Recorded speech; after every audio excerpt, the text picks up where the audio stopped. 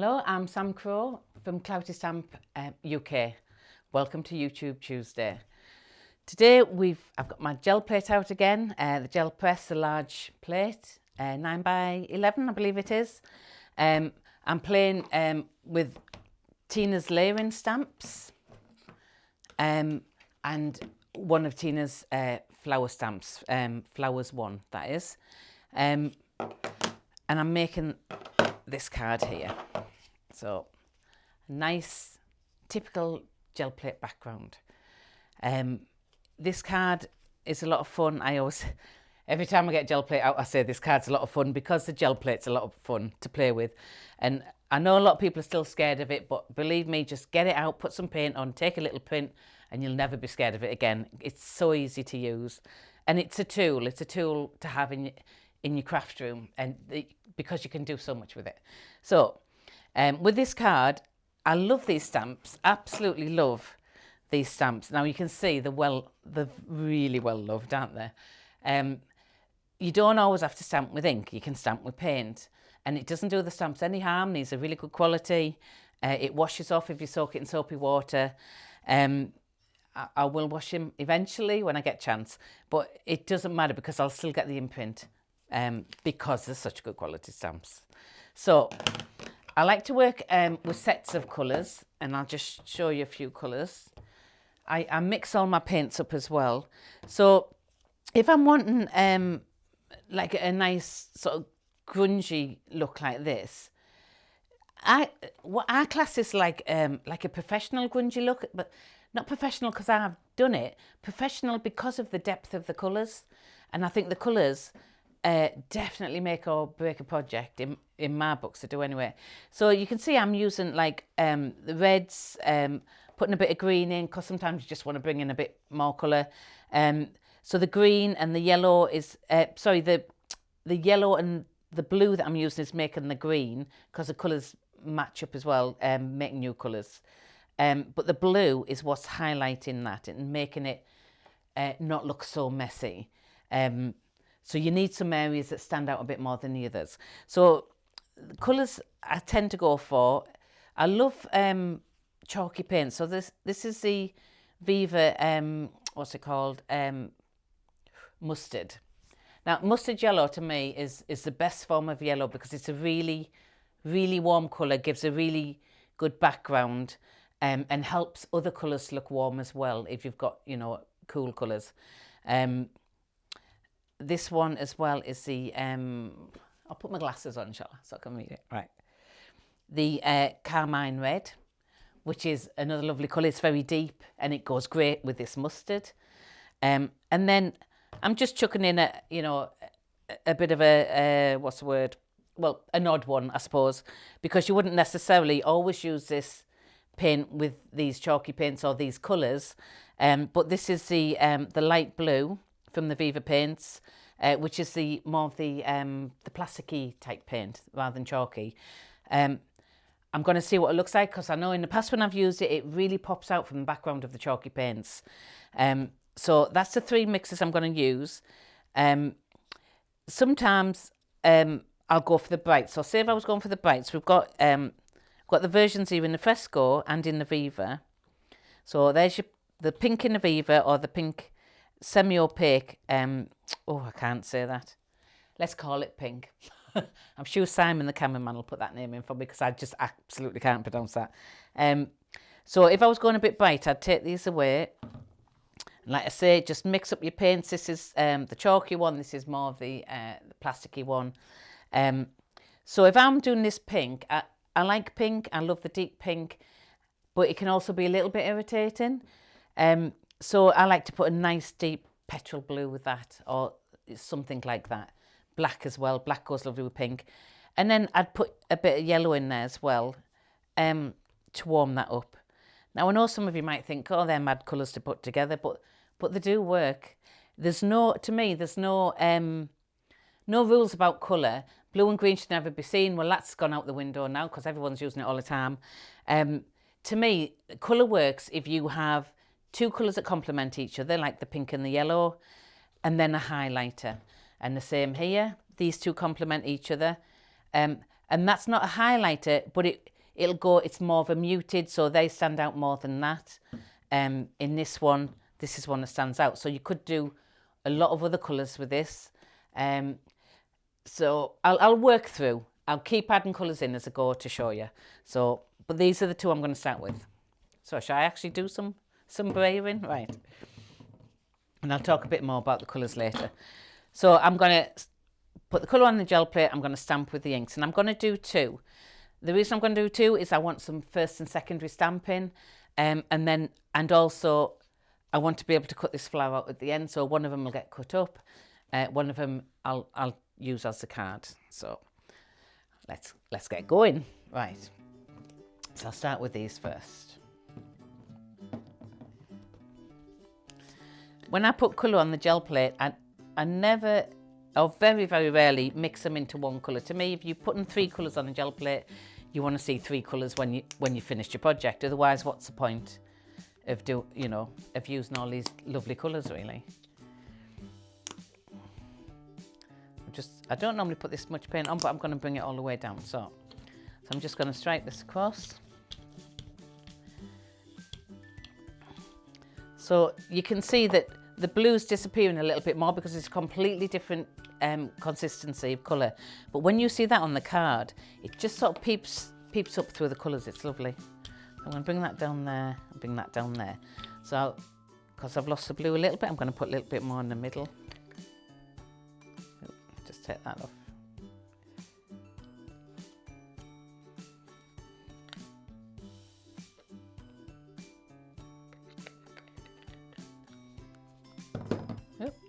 Knocking everything over. I'm just going to give that a little go, and I'm going to leave that. I'm going to clean my brayer off at the side here, so like that. So you get some lovely backing papers like that by cleaning your brayer off that way. So then I'm going to bring in the stamps. Look at that. I haven't even started and I've got paint on my card already. But it doesn't matter. It'll just add to the effect. So I'm going to stamp this into these here. And I'm going to bring it across. I'm just going to start off edge or something there.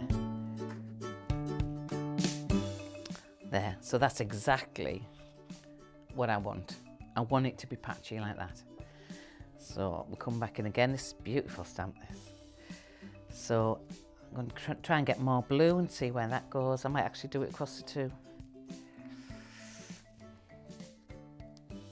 Bring in a different pattern. Use this one this time. Just because I've done it in stripe, it doesn't mean I have to take the stripe every time. And then I'm doing it just one way, the other way, one way, the other way, just making it higgledy-piggledy a bit. See, can you see the blue there, how beautiful that is, and how the colours are just mixing together slightly there? They all work together, and it's nice, it's good to have different types of paints together.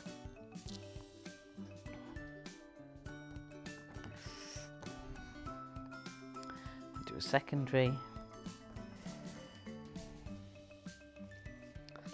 Right, so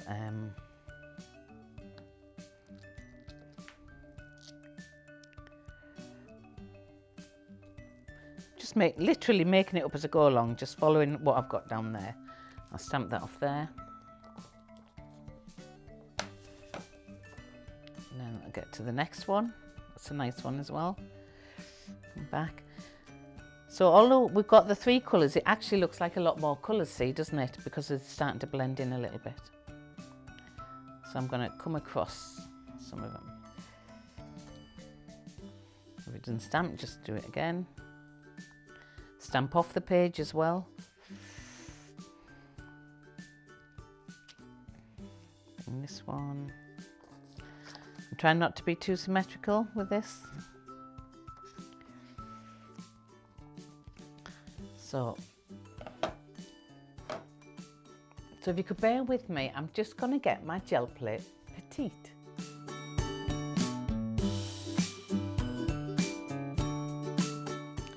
Okay, I've got it. Right, so another method I use with this is because on some parts of it, I want this gel press image. because otherwise it's all going to look, you know, long lines, whatever. I want everything broken up and looking a little bit mangled, really. So I'm going to use the stamp to stamp onto the gel plate, and then I'm also going to take the gel plate to the bigger gel plate to just move across the bits of pattern that I want. I'm going to pick up bits of pattern. I don't know if you can see the gel plate properly. You can see there's pattern on there. The paint's still wet because I put plenty on. So I can pick up lots from that. So then what we get then, we get some negative background, and we'll have some filled in background, and that's what makes this. So I'm just going to get on with it, and I'm going to let you just watch the process. I might even be speeded up, you never know. So let's go for it.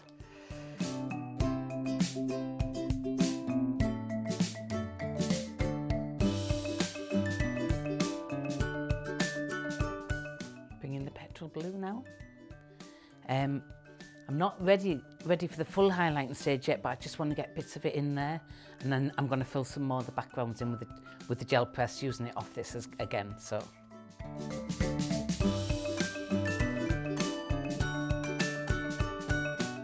I'll come back in with the light one, and I'm going to fill that area in there. Can you see the area? Can you see how it's just starting to build? It's just fun. I'm going with what I see. Every time I do one stamp, that makes a decision on where I'm going to stamp next time on both of them. So so you're just building them up. So can you see how some of the filled in areas make the other areas stand out a little bit better? So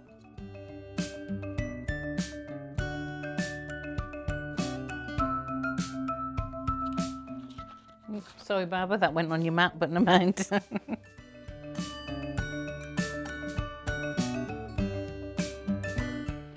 Can you see how well, I'll do another one. I'll show you in a minute how the blue seeps through the colour. So I'll do it over the red. So see how this Viva light blue, it just seeps through the colour. So I just love that. This is my favourite one, but this one in particular does that. So if you're ever wanting to fill in the background but not have it solid, this is a colour to use, really.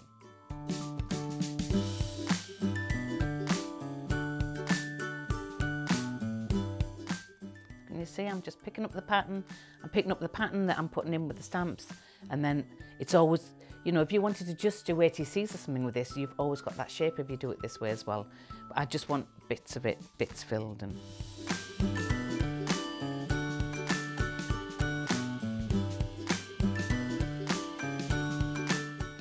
at the moment, I'm liking this one the best, but I like that this one's got some dark areas. So I'll just bring a few dark areas over to that one.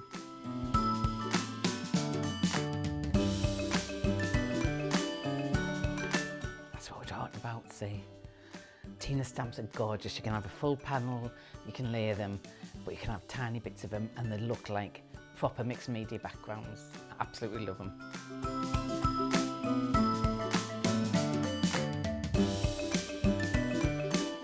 I'm going to put a little bit more of the mustard yellow. You can see I don't need a lot more yellow on here. I just want little hints of it, like I've done there. I want little hints of it, breaking some areas up.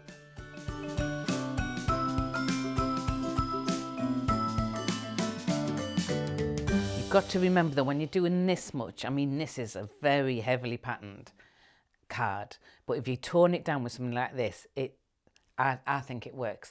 But you've got to be careful. Where you've got all this pattern, you need some solid as well, which is why the gel plate's here.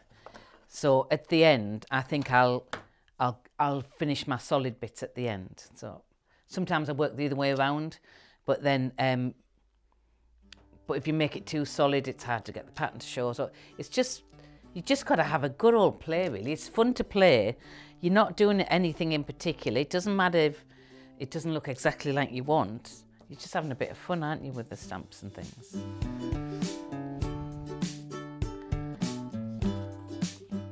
So then I'm going to do some full on with my favourite light blue. Using the petite.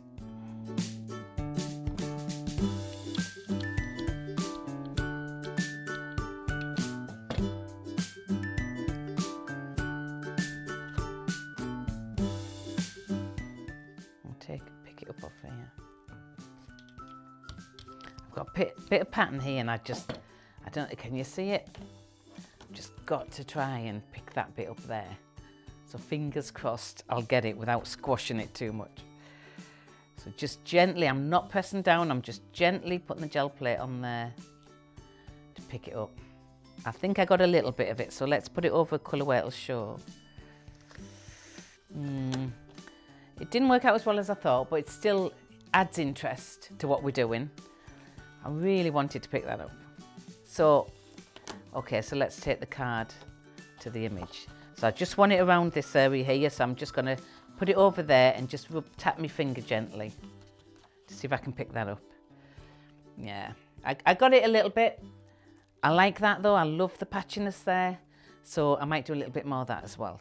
So you literally, you're making it up as you go along, but you also know the method. So once you know the methods, that's when you have all the play. So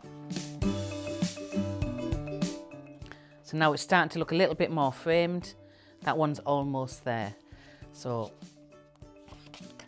this one, I like it as it is, really, but there's just a few little areas I want to have a go out without trying to spoil it. So I'm going to rub this along here, get some edges going. This is in the light blue paint. Beautiful.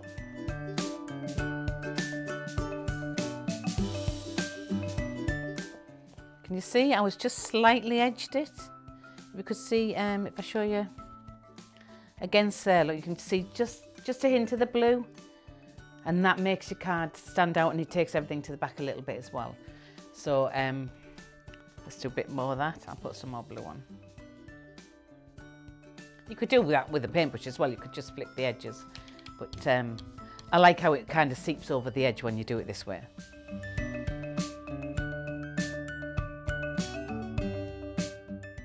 There, and I'm hoping you can see it. Can you see? It's nicely edged. You can especially see it on the top bit. And that, it's just framed everything, and it's toning everything down a little bit. So this is the one I'm going to work on from now on. I want this to be a really nice piece.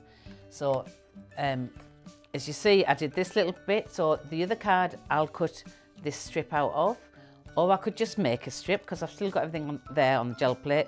I could purposely make a strip to put across. So that's kind of going to be my ribbon line with the flower over like that. So this is the area that's going to be broken up with that. So I need a tiny bit of pattern here, I think, and just a tiny bit of filled in colour down here, and then I think it's balanced quite well then. So let's have a go at that. So I'll bring in, I think we've got enough red. I don't think the pink would go now. I'm not going to put the pink in. I would use that for a brighter one. I'll put a tiny bit of the petrol in. So it's just thinking, this is about colour, pattern, and the gel plate really. And of course the beautiful stamps. So I'm going to bring the pattern to the gel plate and fill it in there. And then I'm going to tap the gel plate, the petite, in there. I want a bit more of an edge down here. So there you go. I'm just literally using it like a stamp.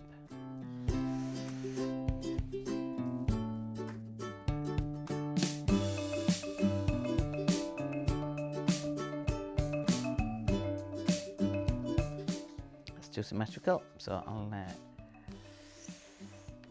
Isn't it hard when you try not to be symmetrical, and you just can't. You can't help it. It's like everything has to be symmetrical in the end.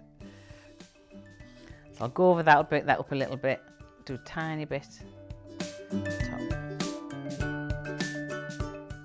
You see, I'm just touching it, just putting marks on really. Marking is a big thing in the mixed media world, and you don't need masses of pens. It's nice to have them, but if you haven't got them, you can do it with the gel plates. You can do it with your fingers as well, really, but we won't go there today. So.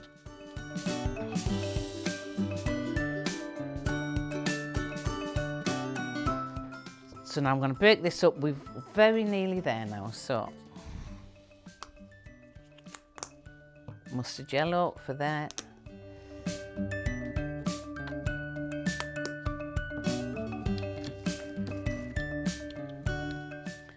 This will make a nice little print at the end, I hope.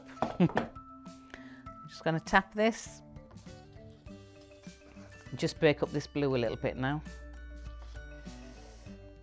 There you go. Break up these areas where I did it too symmetrical. Take it down a bit.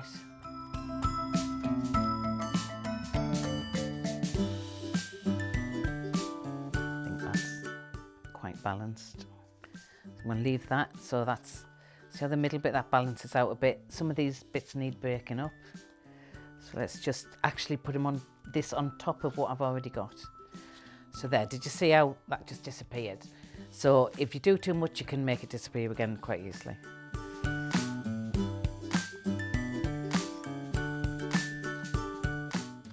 Right, okay, I'm fiddling. There's only so long you can watch me doing that. So I'm just gonna do a last bit of pattern up here. I'll do the really nice, this really nice pattern here.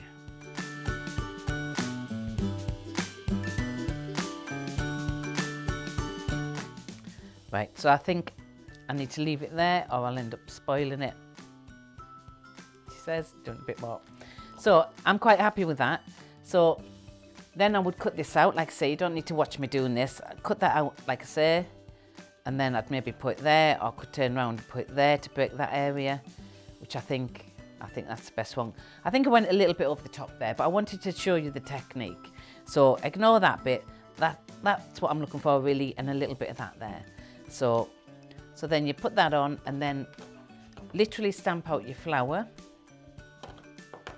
Right, I'll quickly show you this bit because I'd pre-stamped this earlier.